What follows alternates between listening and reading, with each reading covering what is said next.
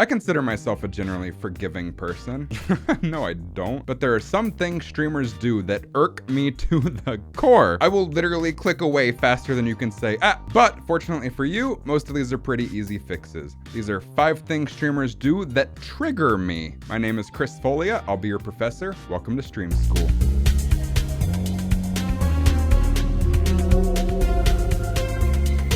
Before we get started, here's the obligatory make sure you hit that like and subscribe button if you enjoy the video, enjoy my content in general, or just enjoy looking at my beautiful face. Also, just a friendly reminder that I am live every Tuesday, Friday, and Saturday at twitch.tv/OracleFish live. And a quick disclaimer that these are my correct opinions. It is okay if you disagree, if you want to be wrong. And usually the order of these videos is completely irrelevant. I just sort of choose an order that I find interesting. But today we are going in reverse order from least triggering to absolutely most infuriating. So that being said, let's get to the list. 5, the mumble chat. This one triggers me the least out of the list, but it's still pretty annoying. And I admittedly occasionally catch myself doing it too. But I hate it when I type a sentence to a streamer and all I hear in response is something like this while they struggle to read my message. If you go to the door over there and hit the line. Oh, thank you, Oracle. Good tip. I appreciate it. It just sounds unprofessional and it looks disgusting. Come on. To fix it, honestly just takes practice, but you're going to want to either read the entire message to yourself without mumbling and then respond while addressing your viewer so they know you're talking to them. Yo, Bacon Toast 49. I agree 100%. It is amazing that they added skinny dipping to Modern Warfare. Or read their entire message loud and clear and then respond. Gelatinous Jim, you think it's amazing that they added the slaughterhouse mechanics to Hello Kitty Adventure Island? What is wrong with you? Either of those options makes it very clear to your viewers that you got their messages and responded, and you look like a total pro doing it. 4, the side camera. Multiple choice time. What is the point of a face cam on a stream? A, to let your viewers see your reactions to the gameplay and form a more personable connection with your viewers. B, to fill up empty space on your screen. C, to show off that dope ass sick nasty setup, bruh. Or D, off-brand hot pockets. The answer is obvious, right? Please tell me the answer is obvious. If it wasn't obvious, the answer is A. You want your viewers to see your reactions to the gameplay. That being said, let me ask you something else. Do you feel very connected to me right now, and can you see my facial expressions? Didn't think so. So, for the love of everything good in this world, why do I see so many side cameras on Twitch? Somebody tell me. I genuinely want to know. The one thing I hear in return to some extent is, bruh, I want to show off my dope ass sick nasty setup. Let me solve this for you right now, completely free of charge. Take out your camera, take a picture of your setup, put that picture in the description below your Twitch stream. Done. Now people can see your dope setup and they can see your beautiful reactions to the gameplay. You're welcome. Look, the problem with a side face cam is, yes, people can see your setup. That's very cool. But once they see your setup, that rectangle on the screen serves no further purpose. It is just completely wasted screen real estate. Ideally, you want your face cam to be a 3/4 view of your face so they can see your beautiful reactions pointed into the frame to lead your viewers' eyes from your face to whatever it is you're doing.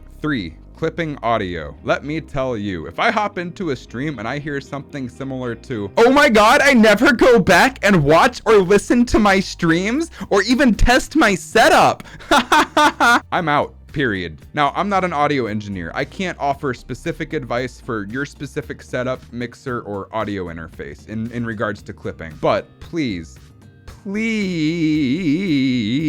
do some testing before you stream. Listen to your voice at its highest, at its lowest, at its normal volume, and make sure you are not clipping. And if you're not using audio compression, definitely look into it. What audio compression does is it lowers the high points of your voice and raises the low points of your voice to sort of normalize the volume of your audio, but completely in real time. It is amazing. A lot of audio interfaces or mixers have at least some form of compression built in. I personally recommend either the Go XLR or the Go XLR Mini. I've had really good luck with my Go XLR. The thing is a lifesaver. And you're going to want to use hardware compression, not software compression. Software compression normalizes the audio levels after it's already been converted to a digital signal. So it's just lowering the already clipped audio, which still sounds like absolute trash.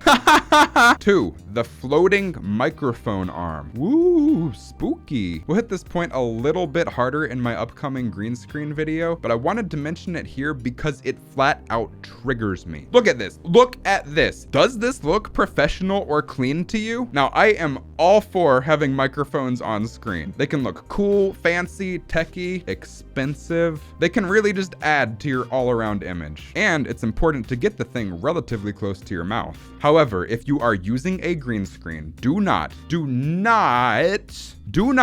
just have the microphone arm floating there. A green screen can be one of the most useful, cool, and interesting items in your arsenal. But if you're just gonna treat it as a lazy afterthought to cover up a messy or boring background room, don't even bother. So, as a quick fix, either move the microphone arm down or compensate for it with your overlay design, which we'll also talk about more in my upcoming green screen video. But just for reference, I hide or compensate for the entry point of my mic arm in every single scene. And finally, the number one most triggering thing, eating the microphone. The number one most triggering thing that I see on Twitch that makes me absolutely want to take my face and shove it through the monitor so I don't have to stare at it anymore is when people eat their microphones. Look, I get it. You sound really good when you get close to your microphone like this. It's called the proximity effect. But you are not recording a platinum record. You are streaming video games or some other activity, and seeing your face is arguably more important than being directly on your microphone. And look, you can see my face right now. My mouth is like 2.5 inches away from my microphone, and I sound phenomenal. And on top of that, I don't look like a budget Bane from Batman. I am going to break your spine. So please,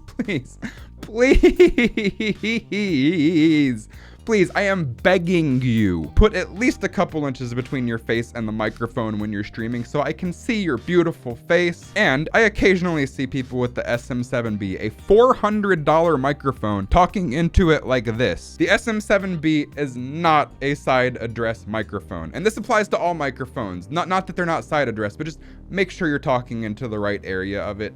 Please, you spent a lot of money on a fancy microphone. You want to sound your best. And that's the list. If you found this video in any way, shape, or form even remotely helpful, make sure you hit that like and subscribe button for more tips coming at ya. And just a friendly reminder that I am live every Tuesday, Friday, and Saturday at twitch.tv/OracleFish Live. I'm curious. Let me know in the comments what triggers you or makes you click away. Until next time, my name is Chris Folea. Class is out.